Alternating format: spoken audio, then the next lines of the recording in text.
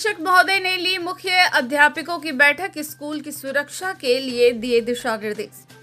नंदुरबार की नामांकित स्कूल में कक्षा 5वीं में पढ़ने वाले विद्यार्थी का स्कूल की सफाई कामगार द्वारा विनय भंग किया गया।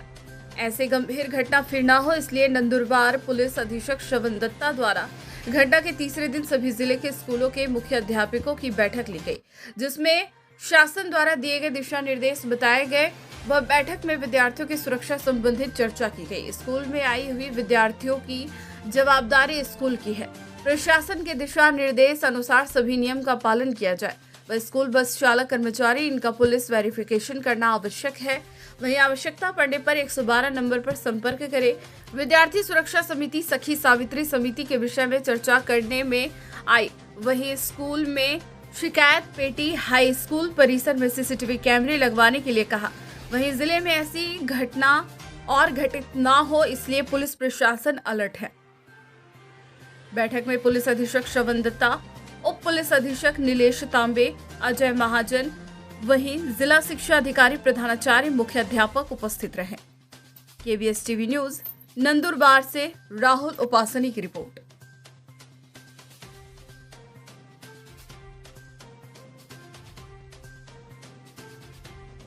शाळेमधल्या जे काही घटना घडली आणि त्यानंतरून आज आपण तातडीने मुख्याध्यापकांची बैठक बोलवली। काय नेमका बैठकीत निर्णय घेण्यात आला आणि काय निर्देश देण्यात आले? नमस्कार. काल रोजी जे गुन्हा दाखल झाला होता त्याची पार्श्वभूमीवर व यापुढे स्कूल, शाळा याचे प्रिमाइसेस सेफ व्हावा आणि एक सेफ कॅम्पस सर्व मुलांसाठी निर्माण व्हावा याकरिता एक बैठक सर्व प्राध्यापकांची, प्रिन्सिपल्स, मॅनेजमेंट, त्याचबरोबर टीचर्स यांची वेगवेगळे शाळांमधून पूर्ण जिल्ह्यामध्ये सर्व तालुकावरून जवळजवळ 350 ते 380 लोकांची एक बैठक आयोजित करण्यात आली होती आणि आज रोजी नंदुरबारमध्ये त्यांच्यासोबत एक सकारात्मक चर्चा झाली। त्यांची जी अडीअडचण आहे ते समजण्यात आली व महाराष्ट्र शासनाचे जे वेगवेगळे गाईडलाईन्स आहे आणि वेळोवेळी जे इश्यू झालेले गाईडलाईन्स आहे त्याचा कंप्लायन्सबद्दल सर्व शाळा, कॉलेज आणि त्यांची जे मॅनेजमेंट आहे त्यांच्याबरोबर चर्चा करण्यात आली। त्यामध्ये महत्त्वाचा मुद्दा म्हणजे CCTVच्या इन्स्टॉलेशन व त्याची एक योग्य बॅकअप क्षमता, जेणेकरून काही अनुचित घटना होऊ नये आणि झाला तर त्याच्यावर योग्य त्याचा वापर होऊ शकतो। या अनुषंगाने जे CCTVच्या इन्स्टॉलेशन आहे त्यावर भर देण्यात आला। त्याचबरोबर शाळांमध्ये जे काम करणारे लोक आहे, विशेष करून कॉन्ट्रॅक्च्युअल लेबर्स आणि टेम्पररी वर्कर्स यांची योग्य चारित्र्य पडताळणी पोलिसांचे मार्फत होणे अपेक्षित आहे।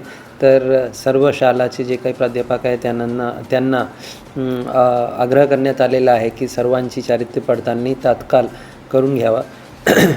त्याचबरोबर सर्व शाळांमध्ये जे असलेले मुलं आहे आणि काम करणारी जे महिला टीचर्स आहे त्यांच्यासाठी सुद्धा जे ग्रीव्हन्स रिड्रेसल मेकॅनिझम आहे, तक्रारच्या जे काही मेकॅनिझम आहे त्यासाठी जे तक्रार पेटी असते किंवा त्या शाळांमध्ये एखादी त्यांनी इनोव्हेटिव्ह पद्धतीने फीडबॅक घेण्याचा, तक्रार घेण्याचा जर प्रकार सुरू केला असेल तर त्याबद्दलही चर्चा करण्यात आली आणि सर्वांना आग्रह करण्यात आला की ग्रीव्हन्स रिड्रेसल मेकॅनिझममध्ये तक्रार पेटी आवर्जून त्याचा वापर होणे आणि त्या अनुषंगाने ज्यामध्ये कायदेशीर कारवाईची अपेक्षा आहे अशी सर्व तक्रारमध्ये तात्काळ बिनाविलंब पोलिसांना अवगत करून त्याच्यामध्ये पुढच्या कायदेशीर कारवाई करण्यासाठी त्यांच्यासोबत चर्चा करण्यात आली।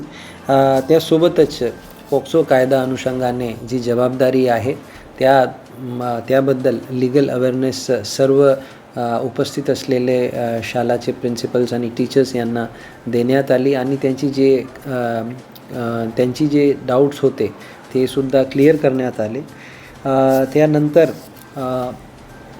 प्रत्येक अशी गोष्टी ज्याला रिपोर्ट करायचं आहे किंवा एखादी अनुचित घटना किंवा एखादी तक्रार जर नोंदवायची असेल तर त्यांना 112चा आवर्जून वापर करावा याबद्दल आणि 112च्या महत्त्वाबद्दल त्यांना अवेअर करण्यात आला.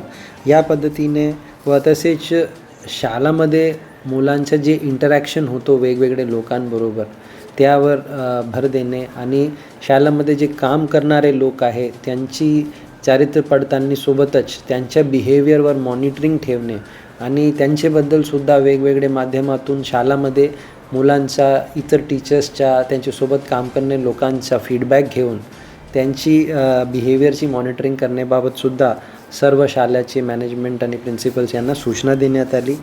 अपेक्षा हीच आहे की यापुढे अशा पद्धतीचा कुठलाही प्रकारची घटना घडणार नाही आणि जे महाराष्ट्र शासनाने जे गाईडलाईन्स दिलेले आहे त्या अनुषंगाने सेफ्टी अँड सिक्युरिटीचे अनुषंगाने ते त्याची अंमलबजावणी करतील याबाबत त्यांना आग्रह करण्यात आला आणि सूचितसुद्धा करण्यात आला आणि त्यांची जे कायदेशीर जबाबदारी आहे ते त्यांनी पार पाडावा आणि अन्यथा त्यांच्यावर जे कायदेशीर कारवाईसाठी ते पात्र होऊ शकतो याबद्दलही त्यांना सूचना देण्यात आली.